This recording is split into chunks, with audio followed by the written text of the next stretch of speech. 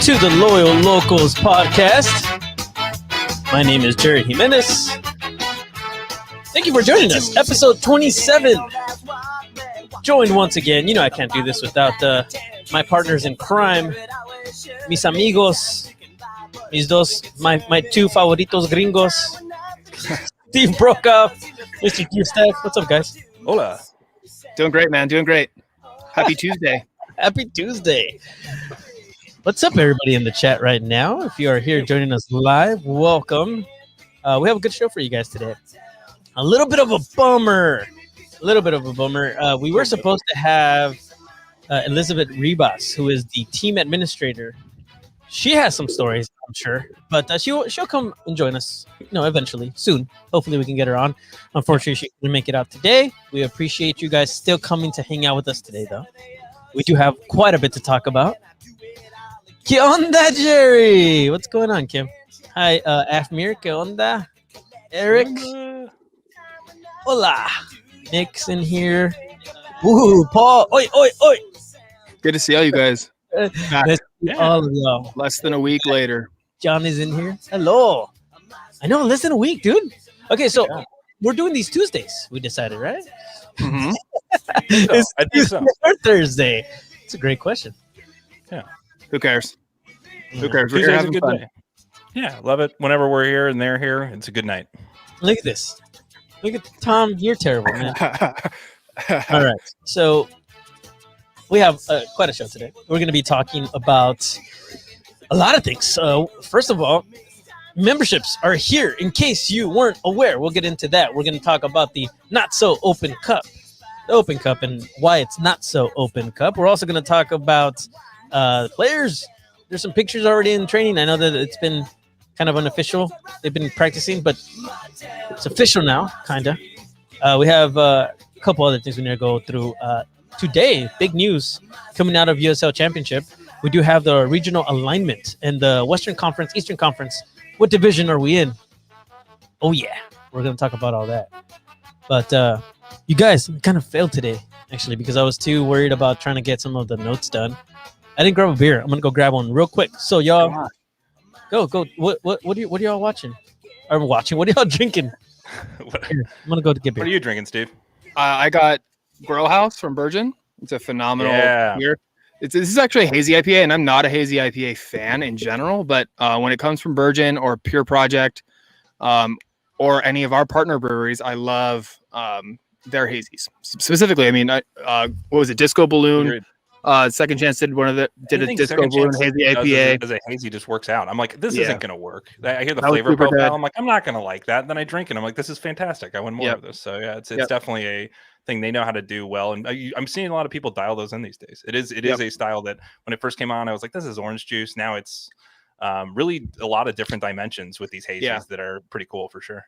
Yeah, that's pretty well said. Like when a brandy old fashioned. I'm Keep sorry, on that. I'm going to Costco this weekend. Yeah. Nice. No, go ahead with the beer talk. I was saying I couldn't agree more with like when hazies first came out. That was like, oh my god, these are the best thing ever, and then everybody did them, and yeah, they just tasted like, to me, they all tasted kind of the same, like juice. And now there's like some more complexity to them. So I'm kind of starting to re-like the style simply because people like breweries are really like reimagining what it means to be and make a hazy IPA. So I becoming a fan again of it. And Virgin is one of them that makes it the best. I live up here in Vista, work really close to their location. So I go there a lot, and shouts to Virgin, great people.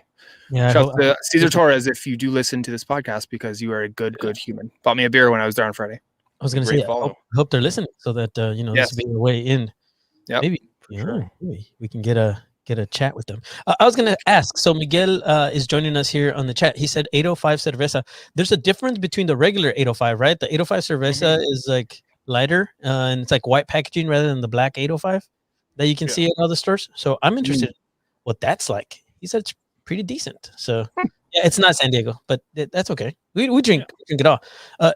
Today, actually, as of recording, I'm just glad that Kim and Tom are alive. They were at the Victory at Sea event with Ballast Point. Oh, geez. Wow. Yeah, that's... Oh, there you go. See? And there you go. Oatmeal stout. Ooh. Ooh, yum. Yeah. Mother Earth Cali Creamin' is always a good one. I'll be rolling through Second Chance, I think, this weekend as well. So we'll see what Yeah. they have. Yeah, that's good stuff. Jerry, what'd you grab from the fridge? So I grabbed a 10 Barrel Brewing Company. See, not San Diego, but it's There you go. so I got this like They got a local spot here I got downtown. a sour set of like 4 different types, and this is the crushed raspberry. Yeah. Oh, nice. They make good stuff. Yeah, that's where I think Timbers fans watch their games for a bit. Yeah, they broke the soccer in at 10 Barrel here locally. Cheers, everybody. Cheers. All right. Oh, let's see. Today's been quite a day. Yeah, it's my brother's birthday. Happy birthday, Kyle. He's probably not listening. Happy birthday, Kyle. Yeah, happy birthday. Yeah. Oh, I feel like I need to hold on. I'm not even sure what my buttons are anymore, so I'm going to. Oh, here we go. Happy birthday, Kyle. Yeah, got it. All right. He was just winning Sellers at Catan when I left, and so now I'm here with you guys. So it's a party. Yeah, I heard that's it's a game that I need to learn. Or whatever. That's cool. So memberships, guys. We talked about it in the last episode. If you weren't if you weren't tuned in and you're not aware, please be aware that our memberships have now been released. Let's get some details about this, because there's a lot of questions about the 2021 membership, what it was going to look like, the dues, what you get, all that good stuff. I feel like Steve's the right man to kind of jump into this. Do you want to do that? I will, and then if I leave things out, I would like either of you guys to hop back in. So we offered 2 tiers of memberships this year. We wanted to be really sensitive to COVID and how COVID impacted everybody's financial situation, as well as just overall well-being with the future still uncertain. So we covered a 2-tier membership where one option was $10, and that's a membership only, so no scarf included, but you essentially get all of the same benefits that we advertised and promised last year, but for this year, with the kind of the caveat that we can only do so much right now. We need to wait for public health guidelines. We need to wait for the pandemic to continue on its downhill trend in order for us to do in-person events. But while we still stay socially distanced, we're going to be doing some members-only virtual events. We're going to be doing some members-only merch in the future. We have some really cool ideas to kind of keep things, worth it. Jerry mentioned we have 3 partner breweries right now that take discounts if you're a member. We are actively working on more, and Jerry has a couple feelers out there. I have a couple feelers out there. Kim, I know lots of people in the brewing industry, so if you want to continue to put feelers out there, I will not, please do so. So yes, Tom, this is the pink hat. It is Women's Appreciation Month, Women's History Month. So I'm wearing my wife's pink Padres hat in honor of all women. So yeah, memberships, the $20 membership gets you a scarf. That's $23. It includes shipping. We make no money on shipping. I promise you that. So yeah, the $23 option includes a scarf. I think I left out that everybody gets a keychain this year instead of a membership card. That was Tom Phillips, who is on this as well. It was his idea, and that's a really cool thing to kind of do keychains in the design of the scarf, and then we'll kind of do those as collectibles every year. That way, 10 years from now, you could have a keychain that has 10 scarf, the 10 past scarf designs on it. I think it's a rad forward-thinking idea. So bravo to Tom. Shouts to Tom for that. But I've been talking for a while, and I would like to throw to either of you guys to fill the holes that I left open. Key scarf chain. Is that what I called it yesterday? I called it a scarf chain. Nice. Yeah, I think that's I don't know. I've never seen a scarf chain before, for sure. So this is definitely new for me, and I'm very excited. As I said yesterday, I think, or even last week, it's something that I don't even like keychains, and I'm in love with this idea. So yeah, like super smart. Yeah, it's great. Okay, we have yearly pins to Paul Naka. Yes and no. Pins also are very hard to produce in certain quantities, unless you're trying to do them for certain things. But Eileen, we will definitely have some conversations over that. I know she loves to make pins, so yeah, I think that it won't be necessarily like a membership pin. Perfect. Do something. Yeah. That's exactly what I was going to say. Exactly. I think the founding member one we did was kind of a unique situation, and I think going forward we can and will do pins, but we'll probably do them for sale instead of included in the membership.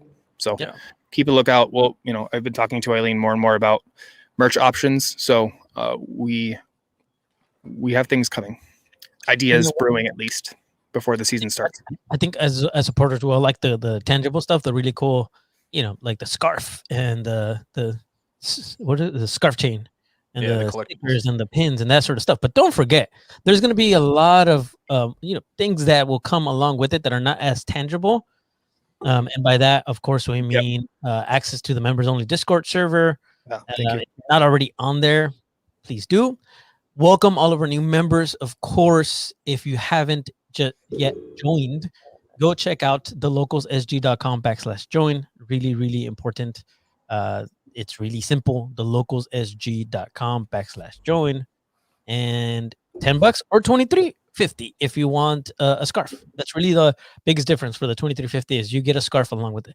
Everything else, which again, to repeat what Steve said, it is the member keychain, your sticker, and then you get your members only events. You get virtual stuff, which by the way, it's coming up this Thursday. All right, for those of you that what's that? Oh, sorry, I was looking at something else. The the access to the members only Discord server, you do have to reach out to us. You will we at some point we're going to send out to all of our new members just like the link again to make sure that you got it. It's going to be really, really important that you join us because that's how you have a say in what happens throughout the year. Okay, so make sure that you are there. And I think I've mentioned it already. It's really, really important that if you want the best possible chance to attend a match this year, especially with everything going on, your best chance is going to be through season membership. And in order to get the locals seats, you do need to have a membership through us. So it's just either $10 in addition to your season membership with the club. Okay, so that's kind of the way you want to look at it. And something that came up last week was if I bought last year and I was a locals member last year, does that all carry over? It does. Your season ticket through the club carries over. Your membership doesn't, but we're not going to be like, oh, they didn't buy membership this year, so take their tickets away. Like that's not going to happen. So if you if you bought a membership last year and you bought season tickets in the local section last year, and you decide not to rejoin this year, your access for your seats in the section are not going to be taken away.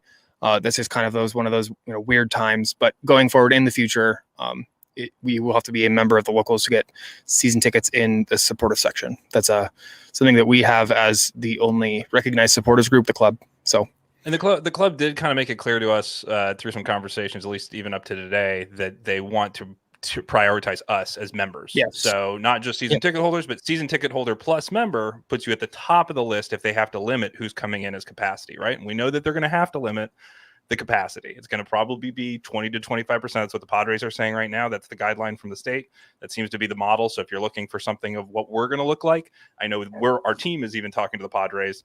So that's not a bad place to look. In terms of Jerry, the amount. Yeah, that's what I was reading. Go for it. The amount of people that are going to be let in, we are going to be the highest priority. So supporters who have a season ticket are the top tier, number one. If you're in a boarding group on an airplane, we are the Alta Premium. We're actually people with babies, right? Whoever gets to go on before anybody else, right? That's us. Yeah, we're the pre-board, right? So we're the highest tier if you're in there. So you do want to have a membership and a season ticket. Since again, it's this game of getting into these. We're all about tiering these days in California and everywhere else. So that's really the game we're playing here, right? Is we want to make sure that if you want to be in and back in the stadium when we safely can do that and be a part of that, buy a ticket, buy a membership. Yes, that's going to be your best chance. So please go check it out. You get a bunch of cool stuff and you help us grow and be able to do things throughout the year. Get some more tifos going. I know it's going to be tough probably with flags and drums and screaming and yelling here that might not be possible. So just stay tuned for all of that. A couple of things that it's just not going to be the same until all this is gone. So just get used to that. Put that through your head now. We're going to do everything that we possibly can, to make sure that it happens. It's a slow road back. Yeah, it's not going to be exactly. And I'll say all back at once, right? Before we move on from memberships, I will say for an update perspective, we are at currently 4 days past launch. Or 5 days past launch, we are at 161 members signed up, and that's 129 with a scarf and 32 without. So just to be open and transparent, we are, I think that's pretty good for 5 days past. So I would like to say, everybody tuning in and listening, thank you for sticking with us this year. Thank you for returning for the next, season 2. Thank you for trusting in us in leadership for, what we can bring to what the supporters, culture and supporter vibe in San Diego can be. Yeah. Because Jerry, I think you said it really eloquently last week, but we are nothing without all of you guys. We are just otherwise a group of guys on a podcast shouting into the void in an echo chamber. So thank you for tuning in. Thank you for giving us your money and trusting us with, kind of the keys to the locals and the section and supporter culture as we kind of, go into season 2. So thank you very much. That's actually a great segue into what I was going to say, which is that without you guys, we don't know what this show would have been. So when we first started with this idea, it was basically the three of us kind of spitballing and saying, hey, this might be a cool way for us to get some information out there. And because I already had the gear, right? And we're like, hey, this shouldn't be too bad. It's just Steve and Drew have to spend some money. And I was like, all right, I'm good. Let's go. And so it was really easy for us to get this going. And we thought, if this is just another way that we can reach people, because everybody consumes their information a different way, they prefer to receive it, whether it's through video or audio. So we just thought it would be the best thing to do at the moment. But with that being said, it's up to you guys to change this into what you want it to be. Thank you guys for supporting us up to this point, for being a part of the supporters group. We're not just a podcast, but this is how we get information to you guys, in an easy and then in an easy way. And then you also kind of get to understand where we're coming from and really see it coming from our faces too. It's not just us typing it. Text is so much more difficult to actually see what we're about. So what do you guys want to see? This is your podcast. So please reach out. Let us know through any of our social media. Make sure that also, if you do enjoy what we're doing, give us a 5-star review so more people actually check us out. But yeah, thanks, Steve, for that one, because it's very true. Without you guys, we are nothing. And this supporters group is nothing without stance. We need to get out there. Drew, you've said it before and you continue to say it. I heard you say it again. Shout out to Two Balls and a Mic. You said it on their podcast, and you said that we're a face-to-face supporters group, right? I think in person. You said it more eloquently. In-person supporters group. There we go. Well, yeah, because online, there's a lot of talk of being an online supporters group or having a lot of international reach. And you look at somebody like Ford Madison, who's done a great job of getting a lot of people involved all over the country, but it's because they have a base in person that is extremely strong and diverse. They've been able to capitalize on a lot of those, different movements in terms of just having, being a voice and being somebody who can be in that position. We love having that here too. We would love to see more of that kind of, I think, into the second year, especially in terms of creating that, buddy, and make feel like there's space for more people to have their voices heard, not just us, but way more you. So for me, that's it. It's really the goal here is not just to broadcast again, but to create something that will sustainably take us into that long road back in person and be something that, it can be, 20 or 30 of us that have different inputs, that people are listening to. And that's a beautiful situation as opposed to 4 or 5, because you just have a much richer and much better stories that are coming out and rising to the top. So in terms of what people hear and what people want to talk about. So for me, that's always the best way to do this kind of stuff. And I'm excited to see what you guys have to say, and as well as just kind of more about personalities within this group. So it's been fun. Thank you so much. And it's an honor, honestly, to do this. But the fact that a quarter of you so far have just been like, yep, I'm back in. It's, not even thinking about it. It felt like I'm sure you did, but the trust is awesome. So to have that level of trust is great. Yeah. Especially after 22, right? Yeah. It's like, it still blows my mind. Thank you guys. I kept this up because Miguel has this wasn't really something we're going to talk about, but I think it's really important to touch on it real quick. So he says, I want that Sacramento MLS spot. Get out this year and show them why we are the number 1 soccer market in the U.S. Absolutely. Regardless, we should be getting loud this year to show everybody. I don't think it's necessarily for the MLS spot. For us as supporters, I think that would be fantastic, but I also don't want to force it. I think I'm having fun in USL right now. Yeah, and I'd like to speak on this too, because I feel like, especially with the past, with Soccer City, with everything that went on, it was kind of at our fingertips in a sense. And I think, yeah, everybody kind of aspires to go to MLS. Everybody, aspires to say, well, that's the cream of the crop. That's the tip of the iceberg. But that doesn't, we should just support this club for what it is now. I didn't like want to become part of leadership of the Locals and become president this year just because MLS is maybe in our future and that's the goal. I just want to support this club for what it is now. And there are clubs all over the country that are USL and it will always only be USL. And there are, those supporters are so happy about that. Phoenix Rising, those supporters that have been around for years and years and years. And yeah, we talk trash about them, but they don't want to go to MLS. And FC Cincinnati, you read their supporters' Twitters and blogs and stuff like that. They regret going to MLS because there's just so much else that comes with it. So I think we need to just enjoy and embrace this club for what it is right now and not just only focus on what might be in the future. And I'm not bashing, Miguel, and in your comment, I thank you for tuning in. I really appreciate your perspective. And I agree. I mean, ultimately, sure. Yeah, that would be a phenomenal thing to have a major, soccer team, a major league soccer team in this city. That would be phenomenal. But I'm just like Jerry said, I'm just having fun right now. And I just want to focus on right now and growing this for right now. Because I think if we look too big, we miss then you focus on the end goal and you don't enjoy the journey. And I'm loving right now and what we're doing. Obviously, COVID is weird, but, I just wanted to kind of comment on that a little bit that, to me, it's not all about just that kind of end goal. This is a really good comment from. Can I speak on that real quick, Jerry? I know Steve did a great job, but it's something that I feel pretty passionate about. I actually said this in the Discord, so it's a reason to be part of the Discord. Go to Discord. We have these kind of discussions. Just when the news came out about Sacramento, somebody's like, we could fill that spot, maybe, right? And I was like, immediately. Same thing Steve said. Yeah, I was like almost immediately. That was the tag, and it's the thought we all have. For sure. And I think the deal with Soccer City was the deal that was on the table. There wasn't, hey, you might have a pro soccer team. It was an MLS team is needed to fill this real estate kind of, dream and make it work. We're now in a situation where the team we have is the team we have. And the team we have is amazing. And the team we have, if you look around the league we're in, is the class of the league. And you don't always want to buy the best house on the block, but in a lot of ways, we are helping pull American soccer forward where we're at.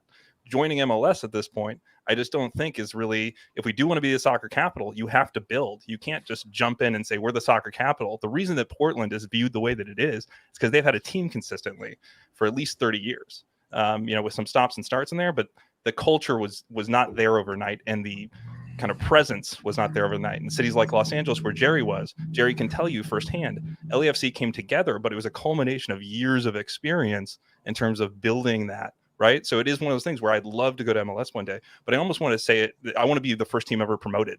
Right. Like that would be a better story almost to me than having to pay $300 million just to go, build a stadium or something like that. So that's where for me, I think it's just such a, as we found out with Soccer City, such a stadium based, money based game that supporters, there's only so much we can do. We don't have $2 billion, which is what it takes. So that's really where it's up to the investors, and whatever happens there happens. But as Steve said, he said it the best. I'm happy here. I love it here. Where we're at is great. And so let's just keep being there. But I love the question.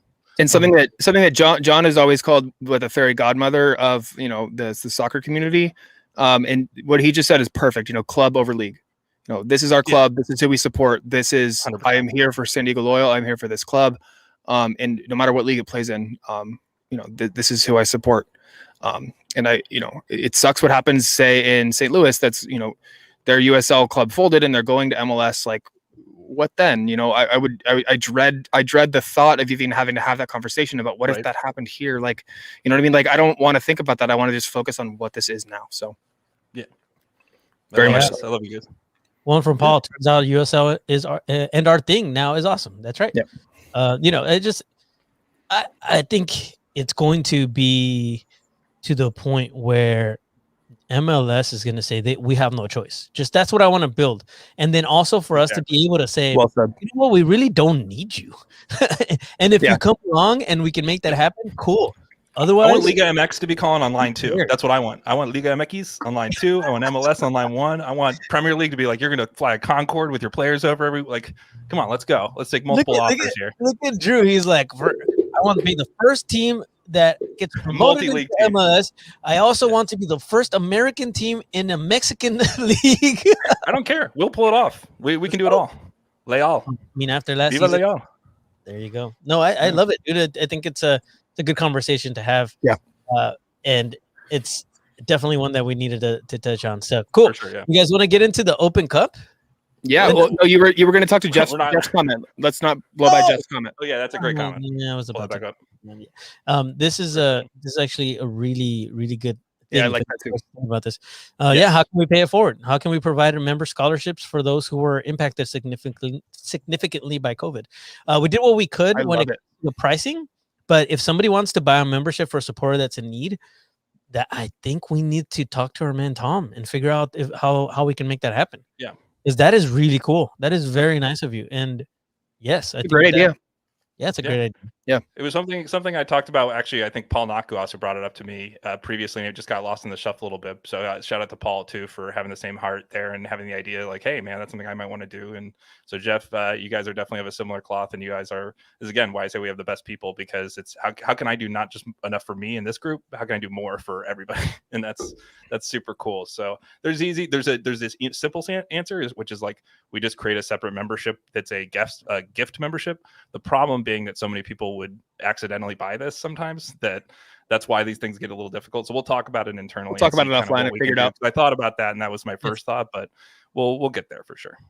It's a rad idea. Thanks for that, Jeff. Yeah, we really appreciate that, man. That's not something that we had necessarily thought about. At least I hadn't thought about that. So that's neither. Really cool. Nope. Well, there you go. So the Not So Open Cup. For those of you that are not familiar with the United States Open Cup format and what that is actually, and really what it represents. I mean, you're looking at the 107th edition. It is the longest running cup in U.S. soccer. Up until last year, it had gone pretty much nonstop.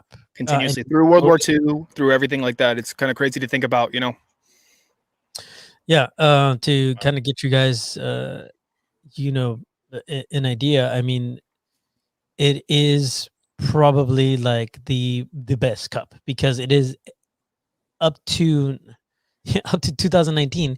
It was literally an open cup, and you earned your spot to get in there. And then you got obviously the MLS teams, which are the first division that come in at a later time. I feel like we might need to do a podcast just on this once everything comes back. We're not going to do it this year because guess what? We're not in it. That's what I was going to say. We can talk about the Open Cup, but we're not in it. Yeah. Do you guys? Who wants to take it? Because this is frustrating. And that's why we're calling it the Not So Open Cup. It's frustrating, but at the same time, I would hate to see it not exist or not happen at all again. So Agreed. I get it. I'm frustrated too, especially with we ended the season so hot, and going into the season, we have such an incredible roster. I think that there's such a big chance that we could have made some noise in Open Cup, but at the same time, I would hate for them to be so steadfast in keeping it wide open that it, was impossible to do with COVID restrictions, etc. So it's a balance, but yeah, I mean, uber disappointed. For any of our watchers or listeners who don't know, US Open Cup, they're doing the 8 group winners from last season going to the Open Cup from the USL Championship. And then there's might be saying Reno was one of those, and they're just giving the spot to Sacramento, who was second place. So Sacramento is winning something, I guess. Yeah. But so it's the 8 winners from the groups, and then a select MLS, amount of MLS teams, and they're doing a regular knockout style tournament from there to determine, the USL Open Cup winner. Like Jerry said, usually you earn your way in. You play just like the FA Cup in England or any other domestic league cup around the world. You earn your way in, and then you work your way up. A couple years ago, I know FC Cincinnati made a lot of noise in US Open Cup. That was a Miami FC when they were at, back in NASL, they made some noise a couple years ago. There's some really cool storylines that come from this. I remember the FC Cincinnati game I just watched with it was fascinating because I think one of the keepers saved a penalty, and it ended up being an amazing game. And it's like kind of those fairy tale stories, like they always say in England, like the magic of the FA Cup. That's kind of what US Open Cup could be and has been in spurts. So it's really disappointing this year that we couldn't be a part of it. I know we were always all looking forward to potential matchups with MLS teams going forward. That would have been awesome to host an MLS club in at Torero Stadium or away trips up to LA or, around the country. So it is what it is. It kind of sucks this year, but at the same time, like I said before, it's just kind of yet another really, really weird season. So yeah, I'm not just disappointed for us. I'm disappointed for Miguel's pointed out Chula Vista FC. Those kind of teams point. Too. Really good for point. them. It's an awesome chance. And even before we had a team here, really good point. For a higher level, it was cool to see them go up against bigger teams, right, or have the opportunity. So it is disappointing. Or just see regional teams that would never play each other playing each other. That's the kind of thing that just really breaks my heart because there's just no space for that, and there's no space for the players. Nate then said, the FCC push. I was watching that game. That keeper, so the players, not just the teams, get a lot of exposure through these games, right? Yeah. As they get into later rounds, if you are on a smaller team, that keeper ended up moving on and I think got a job in MLS or overseas kind of directly after that, just because of the exposure from that match that was massive of him in front of 30,000 fans, screaming their heads off playing in the Open Cup. They're in Cincinnati, and that was just, if you go back and watch scenes of that on YouTube, that is what it's about. That's what the Open Cup's about, is teams that are fighting and punching up. And that's what we wanted the chance to do, but we won't get it this year, and it'll be a closed cup. So they can call it the U.S. Closed Cup instead of the U.S. Open Cup, because it's not an Open Cup this year. It is the Closed Cup. Nick said our turn will come, and that just means that we're going to be that much better when we get there and surprise that many more people. So I'm all for it. Did you guys go through the kind of the finalized proposal from USL? I mentioned that the eight group winners. The different group winners. More information, please expand. We can name who's there, but it's Phoenix and Sacramento from kind of Paso, San Antonio, all the usual suspects. Louisville, Hartford, Charlotte. My accent, excuse me. Charlotte. And Tampa Bay. I mean, it's a bummer. But we'll be all right. We're in that class, though. That's what kind of feels frustrating, right? It feels like, even though we played only one season, it was a pandemic season, it feels like we can be in that class of team. So I feel like that's also what's sort of disappointing, is we haven't maybe earned it yet in USL, and maybe that's also why, it was just group winners. That's the way they had to do it. You have to choose a way. But it does feel like we can kind of be in that group and punch around in that group a little bit too. So that's a good thing to kind of feel like, I think, just in general, to feel a little chip up from that, because, hey, we should be in there, right? We should be in that mix. So not a bad thing to feel. Yeah, I would still support it. I would still watch it. When possible, I would say everybody please still watch it. It'll be fun. It's not gonna include us, and that's a bummer. And I think I was pretty upset. I actually tweeted out something that my dad used to tell me, which was that if you're not gonna do something the best you can, if you're not gonna do it right, don't do it at all. And that's how I feel about this. Honestly, I mean, at the end of the day, if you're not gonna do it right, they shouldn't even be doing this. And it's just something that's going to take away from some of these clubs, right? And you're going to have the 4 amateur teams from the Open Division that are probably super excited. You have League 2, NPSL, local qualifying tournaments, and that's where Chula Vista FC would come in. If that was, usually you would have a lot more teams than this, is basically what we're trying to get at. 2 from NISA, which is cool. I'm surprised that NISA and the USL League 1 each get 2, which is really interesting. And then USL gets 8. USL Championship, I should say. And then the 8 MLS teams as well. And usually MLS wins this. I don't know. Almost always. It's usually 2 teams at the end, at least. They once you get to the final rounds. Yeah, it's usually the last kind of semifinals is the last gasp for a lot of USL or NASL teams previously. But every once in a while, one can kind of squirt their way through and almost make it to the final, which is exciting. Again, we have talent here, and we have some people who I think understand, at least, with our manager, he's played in this from the player side, from the MLS side. And I think he understands what it means. And I think he also can surprise a few MLS teams knowing exactly what their mindset is and catching them on the wrong day. Right. So there is that kind of fun. And you can always see that happening even with the USL 1 team against a USL team. That's always kind of fun to see too. So I'll definitely be watching and enjoying these games. But I agree, Jerry. I wish they would call it something else and just not tarnish the Open Cup by saying that this is an Open Cup, when in reality, that's really the tradition of the Open Cup, is to have a wider format and allow for that big tournament atmosphere. I'll enjoy it, but call it a Clopen Cup. I don't know what they want to call it, but it'll be different. Yeah, that's for sure.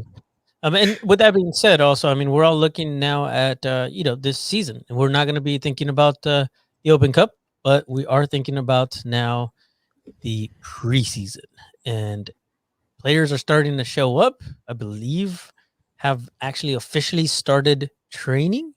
They said it would be early March, and here we are, March 2nd. So I believe everybody's was supposed to report on March 1st, which was yesterday at time of recording. So you're going to have a lot more players coming in, and you're going to see them here in San Diego. Finally, we saw uh, TV Yeah. here.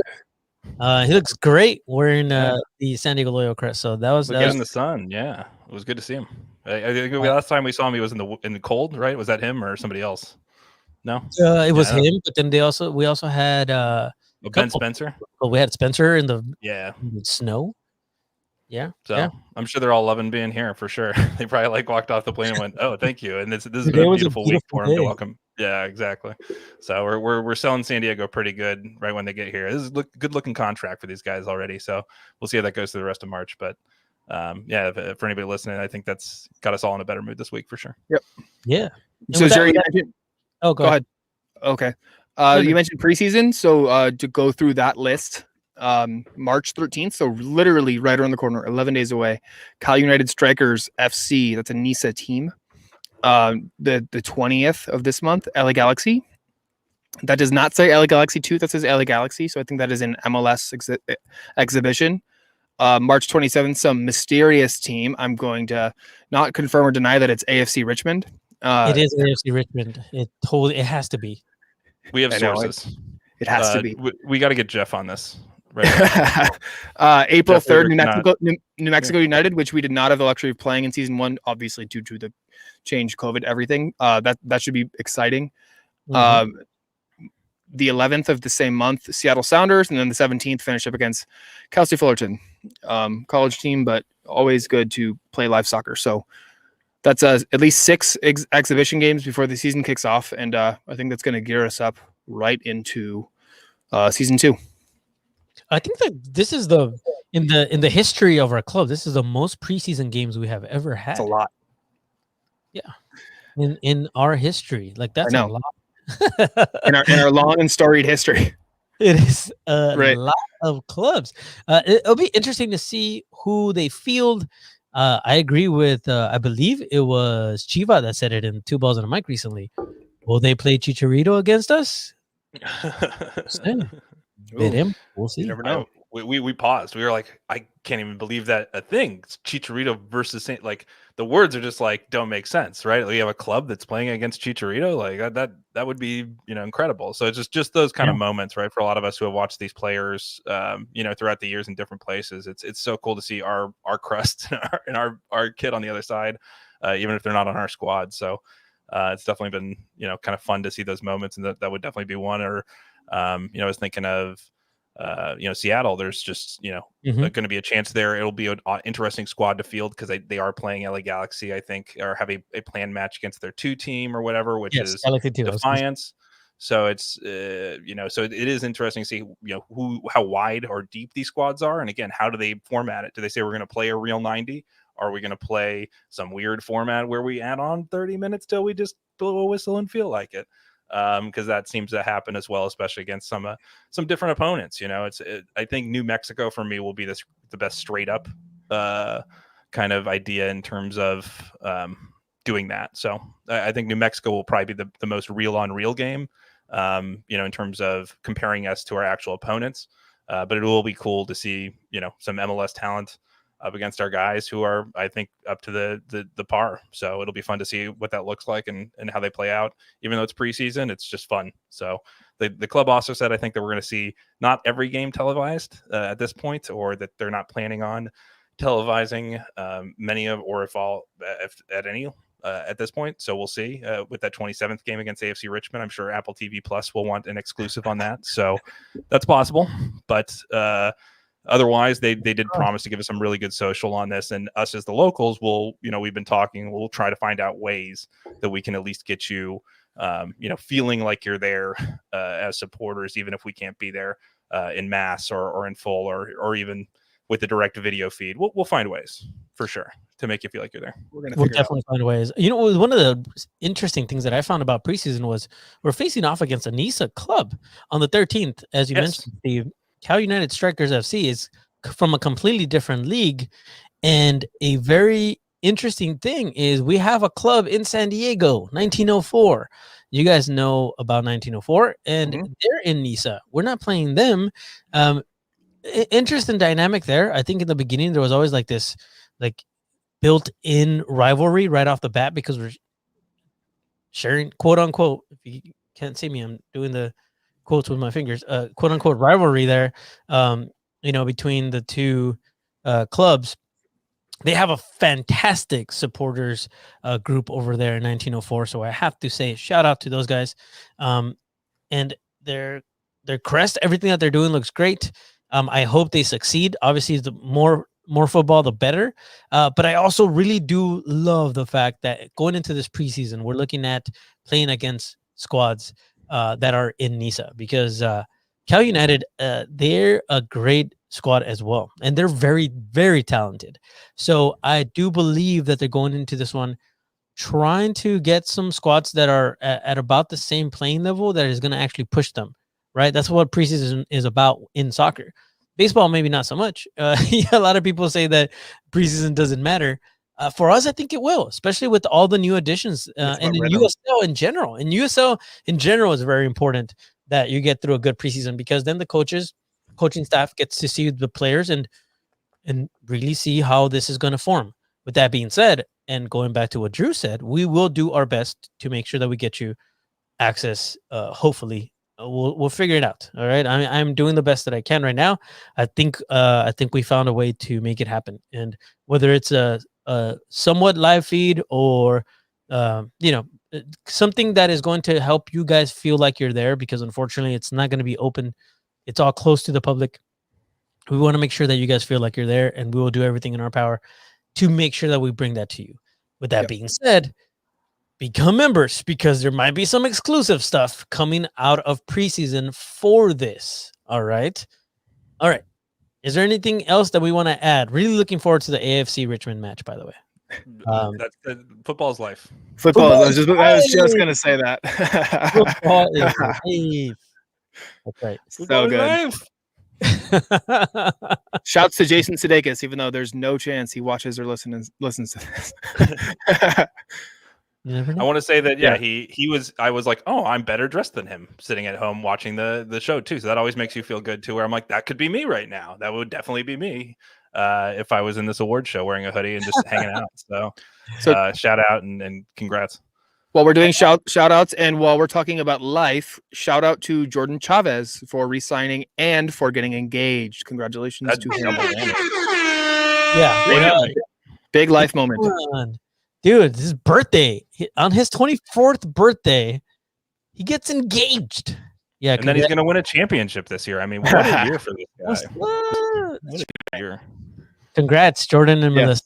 Congratulations. Congrats and welcome back. Huge. Good to have you, man. Good to have locals being loyal. That's always awesome too. So it's just great to have these players that they're always looking for talent. That's also what I was going to say about Cal United to kind of button off that conversation is playing against some of these teams, you get a chance to scout a little bit. So that is one of the chances where our players are always on 1-year contracts. So it is good to have a sense of who else is out there and maybe look at them and watch them throughout the NISA season, or, possibly have to call somebody in if we have a position of need. So that's where also in these preseason games, not a bad idea to look around the market because it's harder to get players in from anywhere, right? It's much easier to get them locally these days, especially with all the restrictions. And even as we go forward in a post, hopefully COVID season, by next year, you'll still have the opportunity locally to be able to talk to and kind of reach out to those players much easier than you would somebody who lives halfway around the world. So that is something just to keep an eye on too, is maybe do some of your own scouting and find people who you'd maybe like to see in Torrey Green someday when we are wearing it.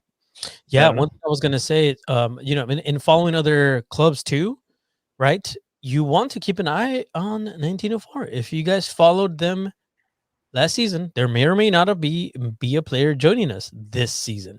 For those of you that may catch that, we do have still some players coming. So, and we're missing a goalkeeper. Do not have the liberty to say anything else than that, but just keep an eye out for NISA players, because that is absolutely right, Drew. We could be scouting. We might be bringing in some people from from the squads, right?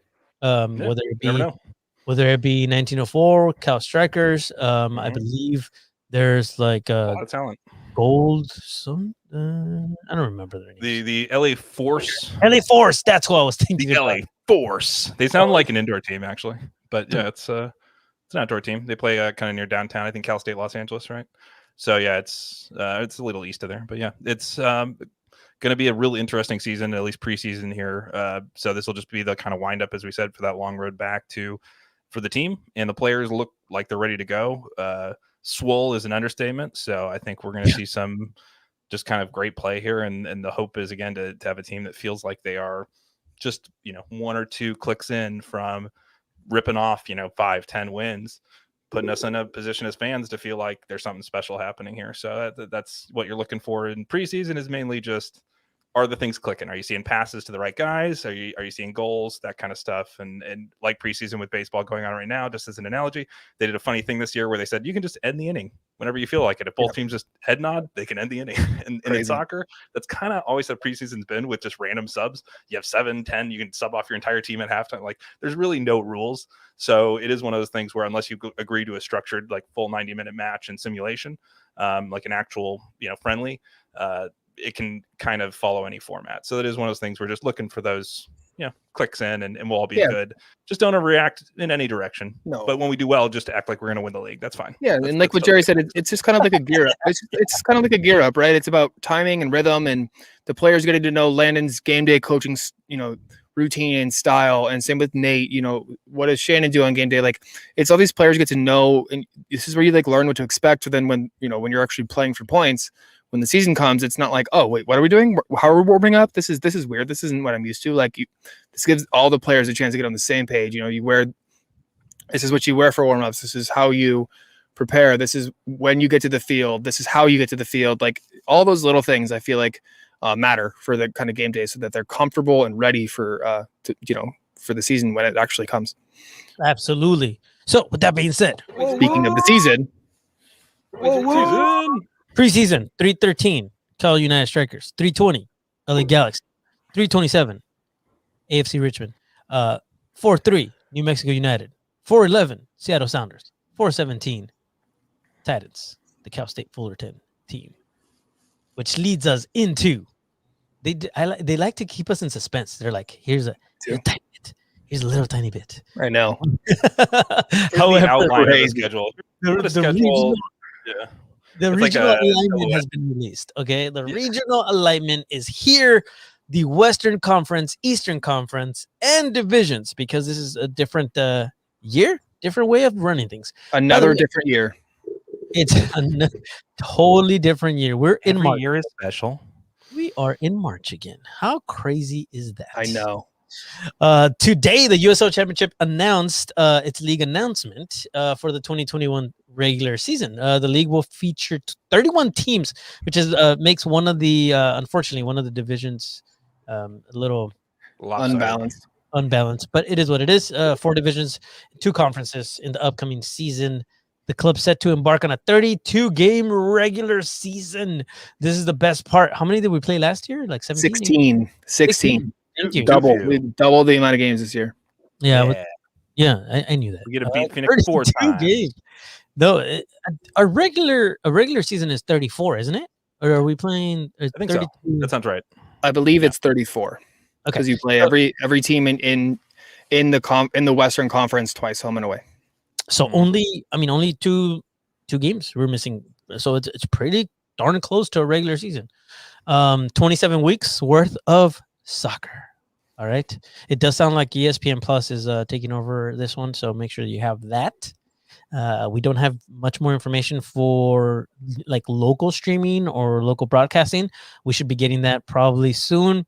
This is the exciting stuff, right? Like last season, I remember, going into the first season, like we were, what's going on? What are we doing? What is the information? Right. Imagine how, just real quick, wanted to throw it out there. Imagine what Memphis FC right now feels like. They have 2 players on their active roster. And no coach.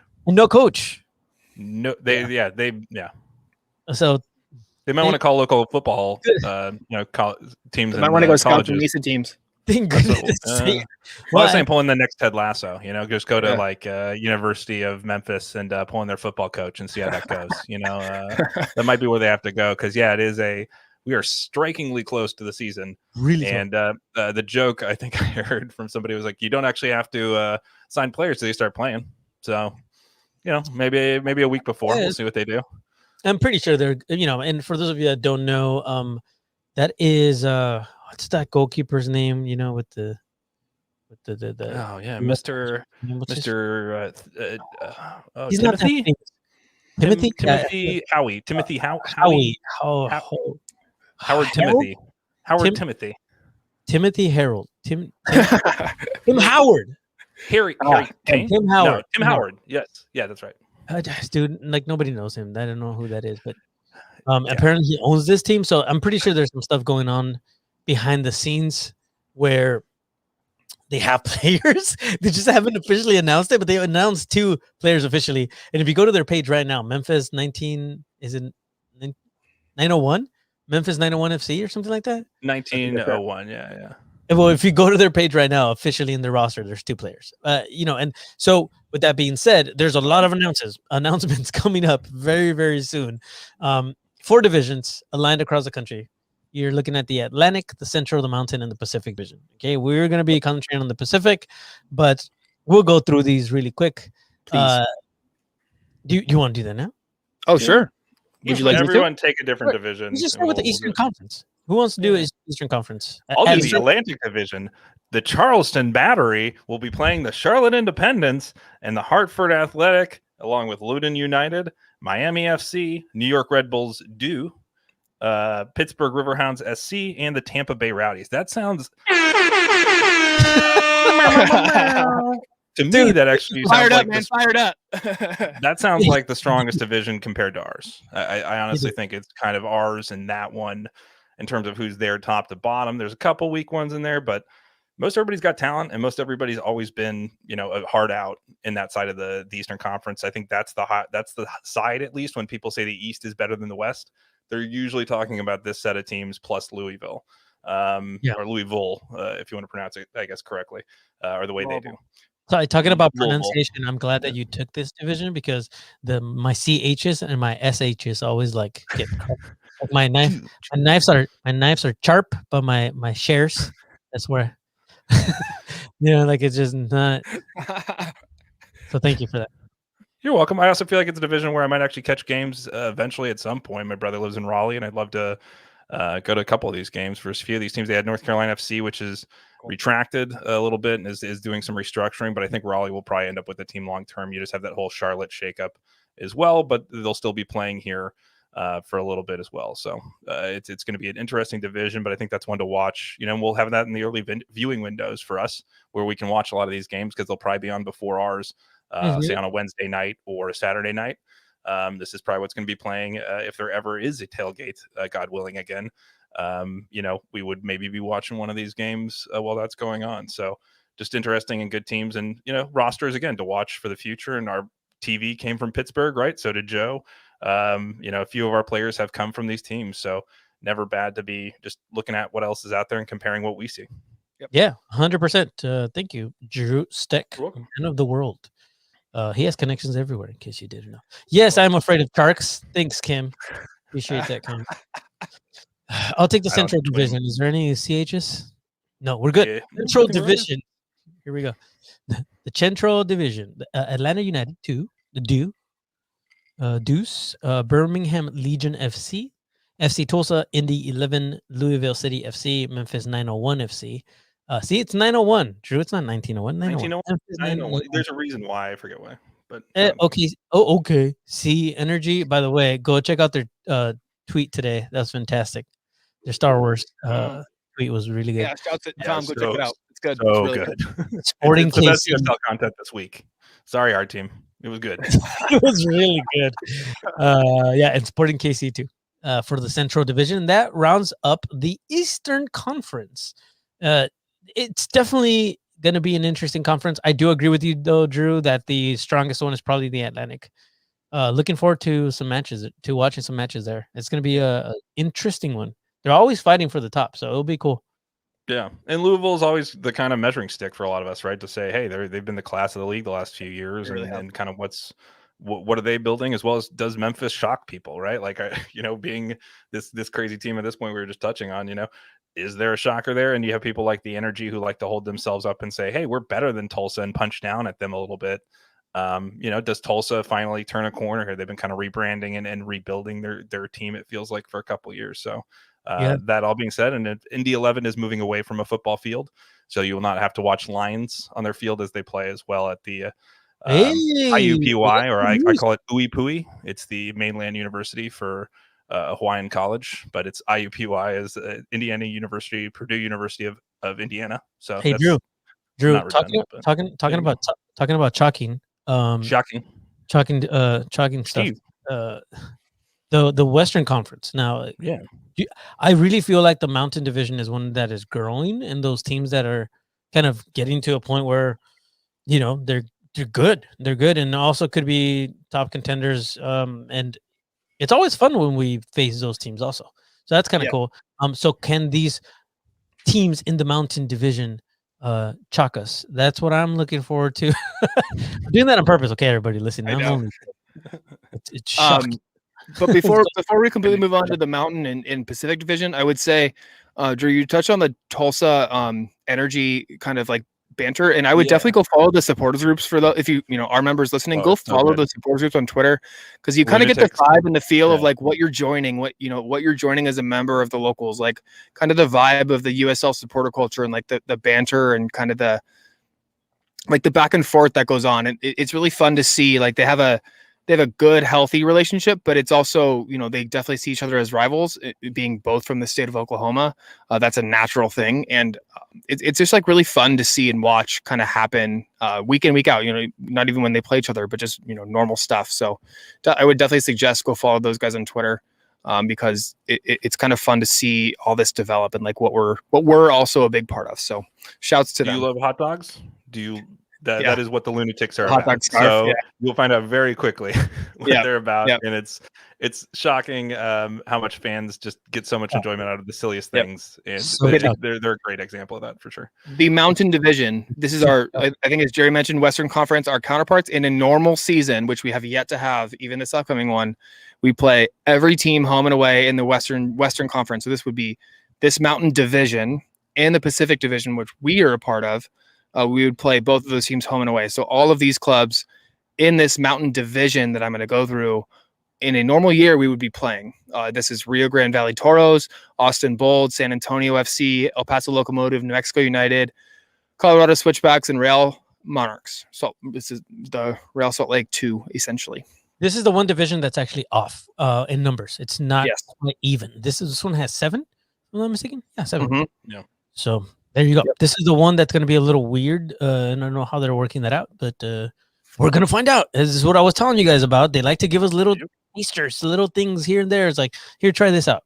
Here, try this out. And then, how do you feel about this? Mr. Jimenez, would you please take us through our division, the Pacific Division? Absolutely. The Pacific Division is going to be one that is going to be very exciting. And along with the Atlantic Division, I would be watching this very closely, not just because our squad is playing. I'm saying don't just watch San Diego Loyal SC games. Watch other games within this division is what I'm trying to say. The Pacific Division. I probably shouldn't be doing this anymore, Steve. Okay. Galaxy 2, Las Vegas Lights FC, a.k.a. LAFC 2, Oakland Roots SC, Orange County SC, Phoenix Rising FC, Sacramento Republic. Rising inside of you. Excuse me. Throw up in my mouth a little bit. San Diego Loyal SC and Tacoma Defiance. This is going to be one also that is a very, very strong division. You're looking at, a lot of people making fun of Tacoma. I do think that you still want to watch those matches. They're probably going to be the one team that we can say we better beat them and we should be able to beat them. Everybody else, trap games though, up in the air. Oh, trap games are the worst. And you got to fly up there too. I mean, it's going to be one of those games where it's a weird space, right? And it's played in a weird baseball stadium as well, so there is those kind of odd field dimensions, and not that that's not different of a couple of our opponents here, but the Lights included, who is a weird situation. But yeah, Tacoma will be definitely the trap game, and then the Lights kind of be in the next lowest last year, who was kind of, they rose throughout the season and they kind of gave us some tough spots, but we're definitely a little bit of a joke. In terms of having to fire their coach and having some weird stuff behind the scenes. And, seems like it's not a great situation. They made a very interesting deal with a club Jerry's pretty familiar with, to take all of your very, very talented players, Jerry, from LAFC, and put them in Las Vegas every weekend. That's a very odd thing for a team to do, but teams from here love to do things in Las Vegas, I guess. So Legion are also playing in Vegas, our stadium partners, USD. So regionally, I guess some of that does make sense, but it is a very weird sharing agreement to say, hey, you're going to offer a face, and then we're going to offer the back end. But it happens in business a lot. You have what they call white label stuff, and essentially LAFC is offering white label players to Las Vegas to fill their squad with, and it'll be a very interesting partnership, I think, to watch some really talented players get out there and play against us, who we were able to give a chance to with Guido last year. So you had to raise your hand now? Is that what's I'm going on? patiently raising my hand because I haven't had my chance to speak. Jerry, you read 7 teams, and I would like to say all I heard were a bunch of chumps. Oh, Danny Miller. Hey, Danny, we're gonna get you on this podcast eventually. Yes, we are. When the mom and dad allow us to have you on. Who's the clear winner? Tacoma Defiance? Is that what you're saying? Clear winner. I don't think that's what. So so we went through 32 games. We have an 8-team division. We play the other 7 teams in our division 4 times each, 2 home, 2 away. That's 28 games. So then there will be 4 games out of conference. 4 games out of conference that we play. We don't know details if that will be home or away. The same team home and away. Different teams home, different teams away. What those cases might be, but that's also exciting because that might potentially. And I'm hoping for away trips later in the year when it's more safe to do so, because one of the things I was looking forward to the most through this whole experience were away trips. Away trips are magical. If you guys are watching, or our listeners, away trips, just it's something else. Always love, Torero Stadium and having playing at home, but there's something about away trips that like bond a supporters group and really build a family. So I was very much looking forward to those, and I'm hoping that we get to, obviously, even within the division, but the kind of the travel, going to Albuquerque or going to Denver, going to Colorado, like that would be so much fun. So kind of hoping on my end that's what the cases might be, but we will see what ends up happening. Yeah, Nick definitely said them fighting words. No, actually, you know what? I'm gonna cover for Steve. And actually, he doesn't need me to cover for him, but I'm gonna agree with him. I'm gonna say they are chumps. What's up? Let's go. It might mean something different in New Zealand, though. We don't know. So Nick can fill us in on that. If chump maybe means something more derogatory, possibly chimps. You bunch of chimps. So I don't know. We'll find out. What was that? But we will. That was me trying to do a New Zealand accent and failing terribly. We will. And it sounded like chimps. But yeah. Yeah, I mean, but talking talking about the division in general, like, yeah, I mean, Sacramento, great team. They played really well last year. OC, great team, played really well last year. Phoenix, obviously, great team, played really well. This is a very stacked division. But we have the players. I mean, we were really on the up and up last year. Towards the end, what we were really missing were the kind of final pieces to put the ball in the back of the net. And I feel like we got that with Herzog, and then kind of that attacking midfielder role with Jack Blake. So I feel like we kind of plugged, obviously last year we plugged some of the holes with loans, and now I feel like we've kind of plugged them permanently. So I think that we are front runners for this division. Yeah, well, so to kind of bring it back. So the reason I was mentioning Mountain Division being off is because, as you mentioned, Steve, each team will play its division opponent 4 times. Right. So the Mountain Division is going to have 8 games that they will not have played, and the Atlantic, the Central, and the Pacific Division will have played, which means the Mountain Division, all teams in the Mountain Division, just to go over it really fast. Again, Austin, Colorado, El Paso, New Mexico, Salt Lake, Rio Grande, San Antonio, all of them are going to actually play 8 games against regional or cross-conference opponents, which means we're very likely going to be facing off against somebody in the Mountain Division, especially because of our proximity. It makes sense that during this time, especially in life in the times of COVID, we are going to be facing off against teams very likely that are closer to us, so we don't have to travel as much. That just makes perfect sense to me. So will we be facing off against New Mexico United? I hope so.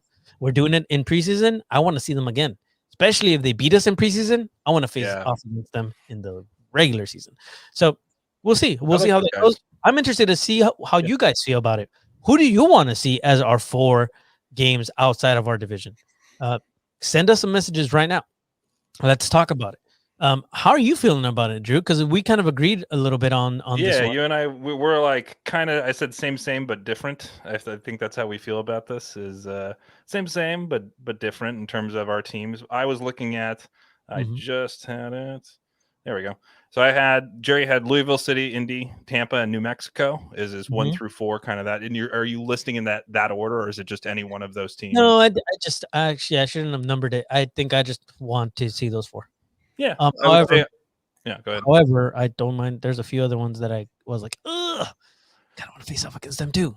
So yeah. I mean, even the Monarchs were a fun game last year. I mean, that was a great game for us in a way of coming back from the break to get our mojo back for sure. That was kind of fun and seeing some of that. But for me, it was Louisville City, El Paso, New Mexico, and Tampa Bay. So I'm pretty there. But El Paso is interesting to me. I think the border rivalry, if you want to call it that, maybe border kinship between the towns gives us a definite feel that's unlike many other sporting events in the country. We've never gotten to play El Paso in I think any sporting event ever. So there you go. FMIR agrees. We both have a strange love of different specific Mexican foods. Ours is, some might say, better. I don't know. We can have this debate when we play them. But they claim to invent the burrito. So we can have a discussion about that too. They're burritos un poquitos. They are very small.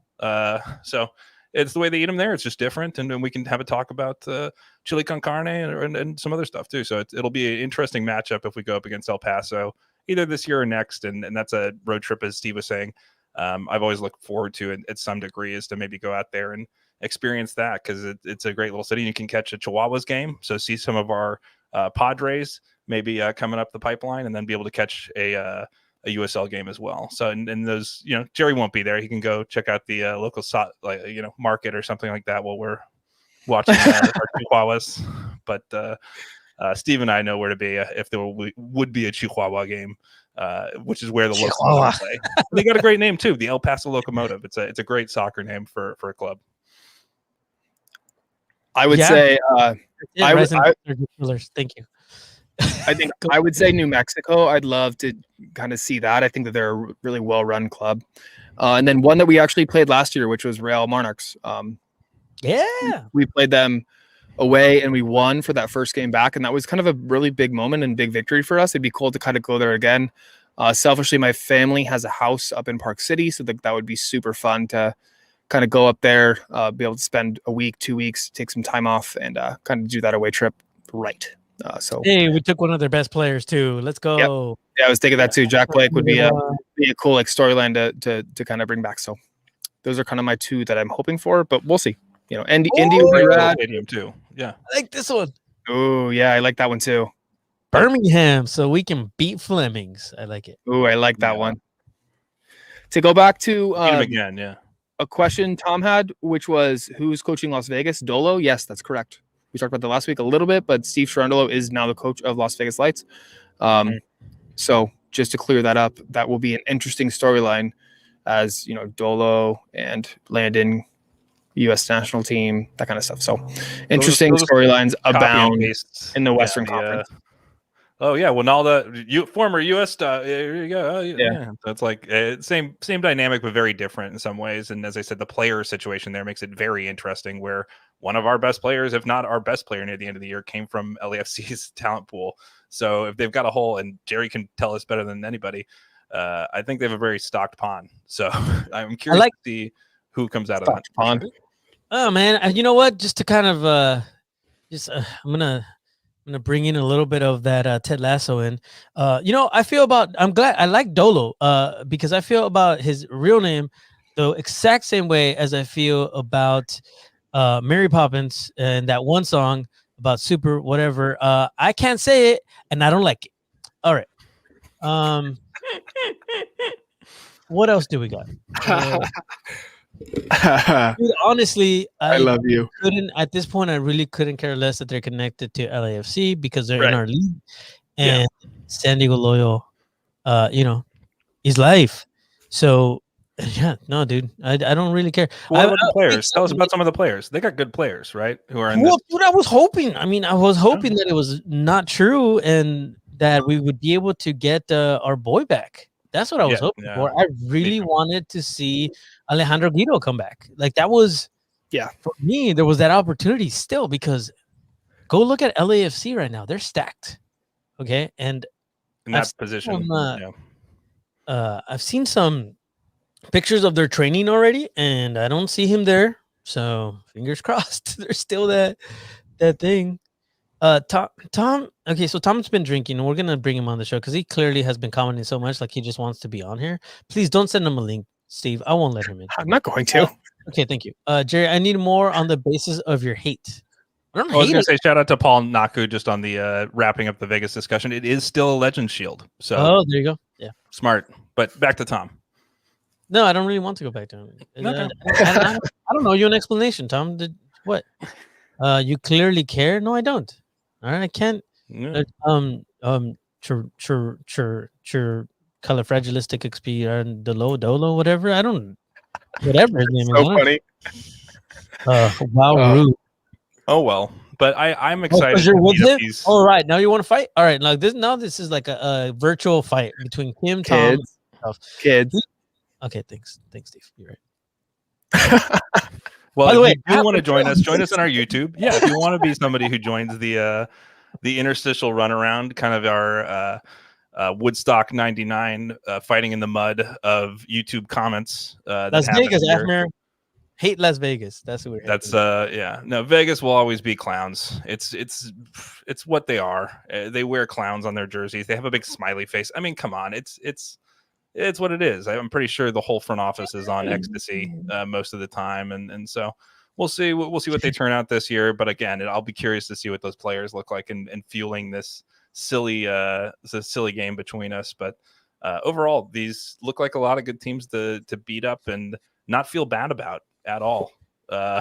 In terms of that, I think Roots is the only ones who I have a lot of mutual respect for in terms of everything they've done with that club and the community and their vision to say, hey, NISA isn't where we want to be because we want to keep getting into a more, being more ingrained in American soccer culture and having a bigger platform to tell our story for the people of Oakland, because Oakland lost, another pro team in this last year, moving across the bay, actually 2 pro teams right in the last 2 years. So it is something where for that area, I think there's a kinship between us for sure and them a little bit. That'll be really fun to see these 2 teams out and playing, and something I only could have dreamed of 2-3 years ago when I first heard about Roots was maybe we'll have a team like that someday to play against them, and didn't think it would happen because of leagues and all that stuff, and here we are. So who would have ever thought it? Here we are. Who would have known? Look at us. Not me.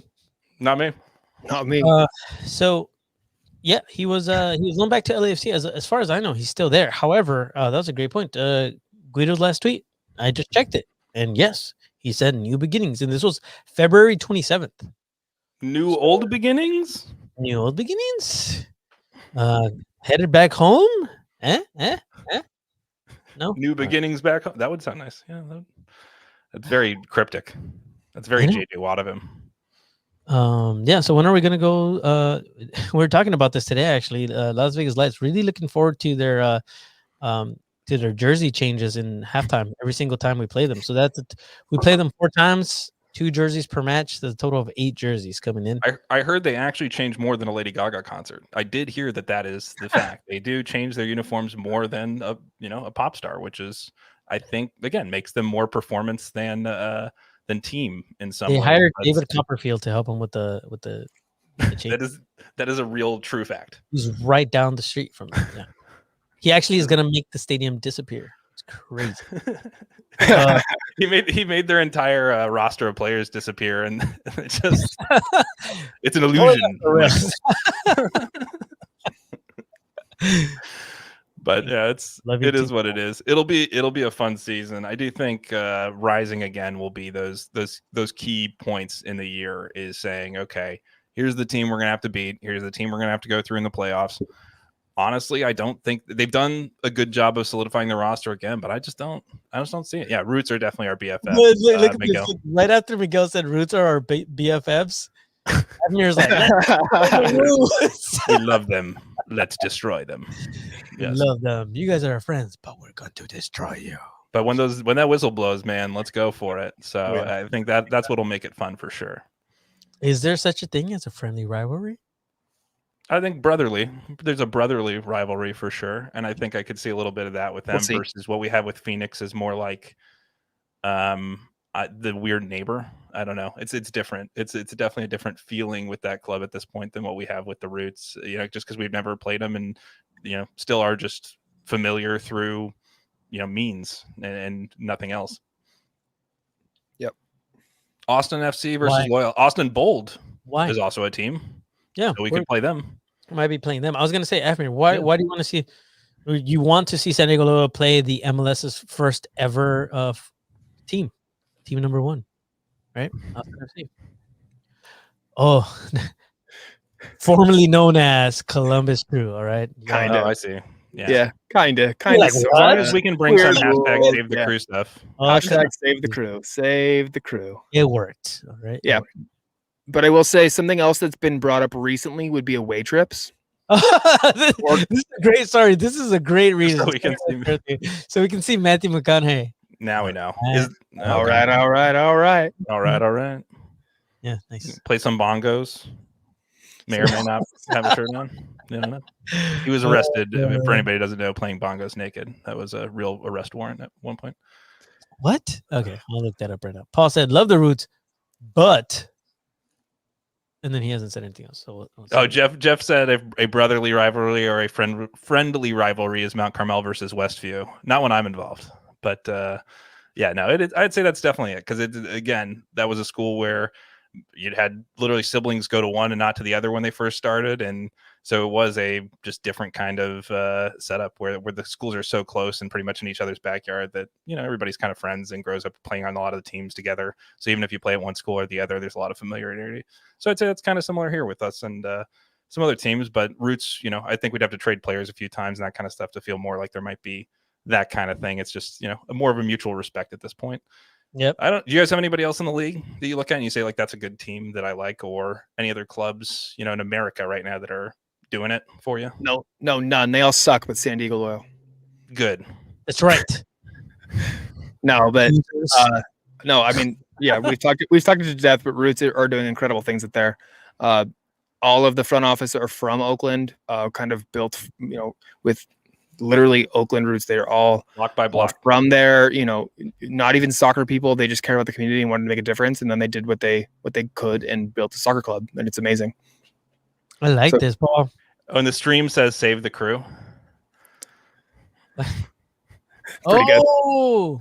Yeah, the oak tree that's used. So Paul Topia said we should have a tifo of bum peeing on a certain tree, which would be the oak tree in the Austin FC logo. So there you go. No, I think he's talking about the Oakland tree. Oh, the Roots tree? The Roots tree. We also have... Okay, hold on. Here we go. This is... I don't know. Apparently, he's like my grandma and like texts one word at a time. He says, love Roots, but a tifo of bum peeing on a certain tree. There you go. That's how you... Right on. It's like I get like 20 messages. Like it's I love, and I know you is coming, but it just takes forever to get there. Dang it. Come on, Mom. Let's go. Love your wife. Your grandma telling you that she loves your wife more than you. I love hating Phoenix. Okay. Yeah. Dang, Avmir. All right. Wow, Right, we're before- just been before very. we- As I before said, we- this has turned into Woodstock '99 in the comments. It's just a Yeah, lot no, of it's pushing and you're listening to this on your some your hard punk rock. somewhere else. You're not watching it. You should probably join us on Tuesdays. We're gonna be doing this on Tuesday nights, unless something happens, something changes, and so there you go. There you have it. Steve, we kind of like interrupted you a while ago. What's You're going good. on? I would say before Jerry cuts us off, I would say the only thing I have left to cover really would be there's been some chatter about away trips, especially early in the season, where we kind of speculated last week about we might start the season on the road, just given USD schedule, just given how California is being way more strict on in-person attendance. It makes sense for the club to kind of push their schedule and at least ask that of the league. To push the schedule so that they can, they can pack the home events in the summer. So there might be some away trip possibilities in the beginning of the season. We just have no idea what that's going to entail. I would love to plan away trips. Say the first game is to Phoenix, or the first game is, up to Oakland, or what these cases might be. We just need to plan things accordingly and be safe and wait and see how things work out. It's way too early for us to say, yeah, we'll be there, or no, we won't. Because like we've said a ton of times, we take health and safety of utmost importance. So if health and safety protocols and public health guidelines dictate we should not do those things, we will not do them. We're not going to break protocol. We're not going to say we're different or we're fine or whatever. Like, we will absolutely do everything we can to keep all of our members healthy and safe. So, but at the same time, we will push the boundaries and ride that line as much as possible. Meaning, if we can host events, we will do so, but we will do it safely. So just keep it all in mind. Just that it's weird. Don't ask like too much of us, because we cannot jeopardize your health and safety. 100%. Yeah, to piggyback on what Steve is getting at, I think that there's a personal choice here to a lot of the elements that we're going to go through in the next season, and a personal risk element, right? We found out in the last year, a lot of us, what our risk tolerance is, what that looks like for us personally and for our families. Obviously, as we get vaccinated, for a lot of that, our risk tolerance will change rapidly. We may have to adjust and think about what that looks like, right? In 1 week, we may feel different before we get the vaccine than after, and be respectful of other people's space and FOMO, in some general aspects too, that maybe you have the vaccine and they don't, and you can take that trip and feel okay about it and drive yourself and go. And that's fantastic. We want to support you safely however we can, but there is that sense of just being respectful of other people's space and being respectful at that time. Since for every one of us, it's going to look a little bit different. Even on this call, we'll be, people in the comments, each one of us is going to get the vaccine at a different time. Some of you may already have it. The three of us don't here yet, but when we do, I'm sure it'll be staggered differently. So it's just about kind of doing it as a group, how we feel is best. But individually, if that's a choice you decide to make, that's great. Just know that you're reflecting sometimes on the whole group, even if it is just 5 or 6 of you. You're the first people to show up there in locals gear. So, it is one of those things where be mindful of that just a little bit, because we're still not out of this, and it is still something to respect, even though we're all over it and we all think it's the worst thing, still in this stage where we're a year in, but just be respectful. That's all I'm saying. And I think all of you have been. Just for anybody listening to this, go a little bit extra. And if you don't feel comfortable, if you do feel like, hey, I don't know if I'm going to be there in the stadium, I still just don't feel okay, and maybe the anxiety of that gets to you, reach out to us. Let us know. DM us, please. We'd love to hear from you, because it is hard to speak up in some of these groups sometimes where you feel like everybody's just, chomping at the bit to get to the next away day, right? And a lot of us are, but do speak out and do feel confident that we will hear and listen to what you have to say. And that it reflects probably a lot of other people's viewpoints who just maybe don't feel comfortable saying that, or saying, but when we do put forward events in the future, just letting us know, hey, maybe here's a way that I was thinking about this that would make me feel more comfortable. We would love to hear those suggestions, because a lot of us may even feel that too. We just maybe haven't thought about it yet. So keep that in mind and be mindful and respectful, and love you guys. Thanks. All right. That's going to do it for us. We are right at the end of our show. Thank you all for joining us live. We appreciate you. If you weren't here and you're listening on your favorite podcast streaming service, we appreciate y'all. Please make sure that you go and check out the localsSG.com. Join us for this upcoming season. It's going to be a fun one.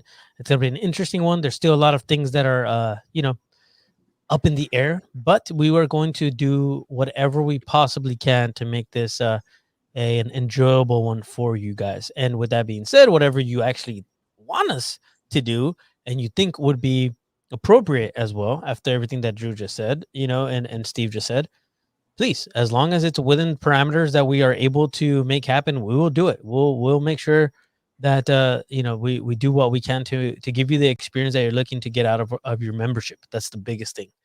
And there's a couple more comments. We're gonna get to them eventually, I promise, but we do have to call it a night.